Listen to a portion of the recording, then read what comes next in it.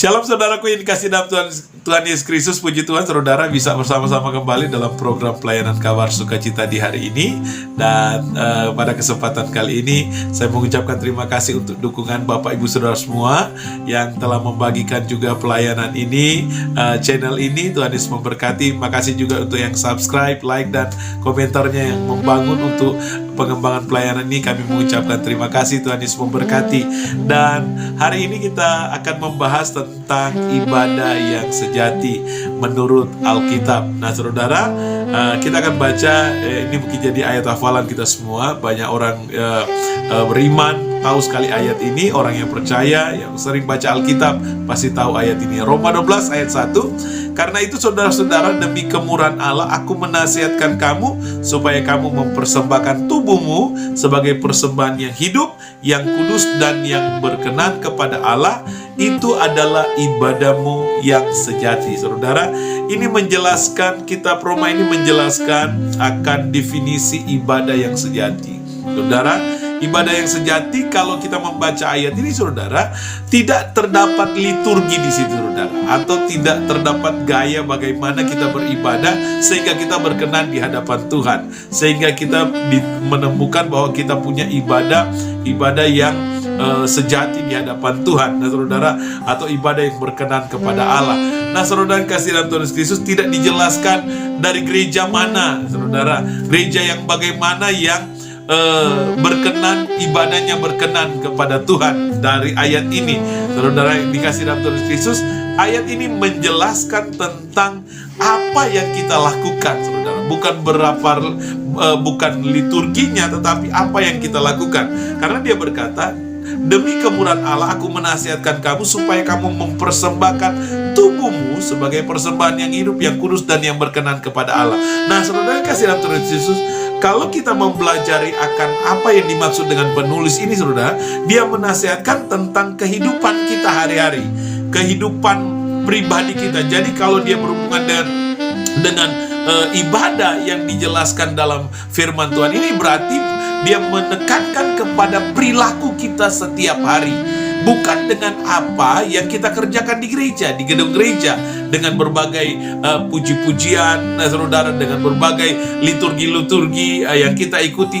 Itu tidak salah, saudara. Tetapi kalau kita membaca ayat ini, saudara, ini berhubungan dengan kehidupan hari-hari kita. Nah, saudara, menarik, dan dia menyampaikan bahwa ibadah yang sejati adalah ibadah bagaimana kita dalam kehidupan kita ini saudara, secara pribadi mempersembahkan hidup kita itu kepada Tuhan sebagai persembahan yang kudus dan yang berkenan kepada Allah.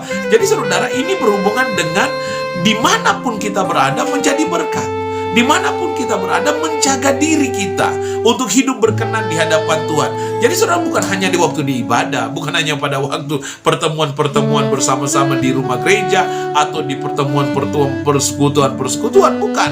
Saudara, waktu kita bersama-sama kita mengangkat tangan, memuji Tuhan, melompat-lompat, mendengarkan firman Tuhan, kita berdoa gitu di situ saudara. Tetapi bukan hanya itu saudara, ibadah yang dimaksud adalah bagaimana kehidupan hari-hari kita itu menjadi berkat. Nah, bagaimana kehidupan kita itu setiap hari itu menjaga kekudusan kita dalam kehidupan kita. Ada begitu banyak orang yang berkata beribadah di gereja, tetapi dosa masih dilakukan.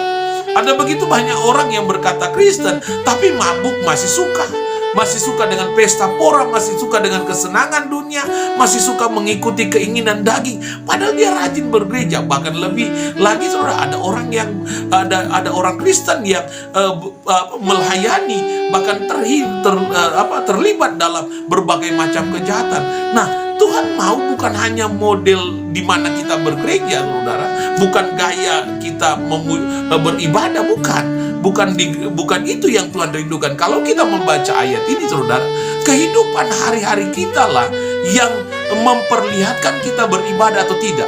Kelakuan kita itulah yang memperlihatkan kita beribadah kepada Tuhan atau tidak, saudara. Nah, saudara, kita mengoreksinya, saudara. Dan landasannya kenapa saudara kita harus melakukan kebenaran setiap hari, harus hidup dalam perkenanan Tuhan sebagai ibadah yang sejati di hadapan Tuhan.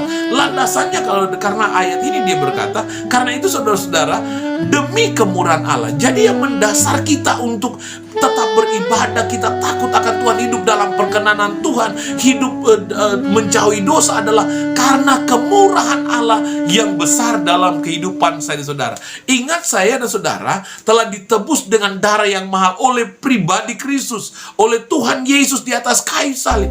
Dan itu yang mendasarkan diri kita, yang menjadi dasar dalam kehidupan kita. Kenapa kita harus hidup berkenan kepada Tuhan? Kenapa kita harus hidup menjauhi dosa? Kenapa kita hidup harus dalam takut akan Tuhan setiap hari? Bukan hanya di ibadah, bukan hanya di gereja, di seremonial gereja yang kita laksanakan, tetapi di hari-hari kita, setiap waktu. Orang mau lihat atau tidak, saudara, tetap saudara mengarahkan kehidupanmu kepada Tuhan, hidup dalam takut akan Tuhan. Karena apa? Karena kemurahan Tuhan yang besar dalam hidup saya dan saudara. Itu yang menjadi dasar kenapa saya dan saudara harus hidup berkenan di hadapan Tuhan, harus hidup kudus di hadapan Tuhan, harus hidup takut akan Tuhan, hidup menyenangkan akan Tuhan, hidup menjadi berkat bagi banyak orang.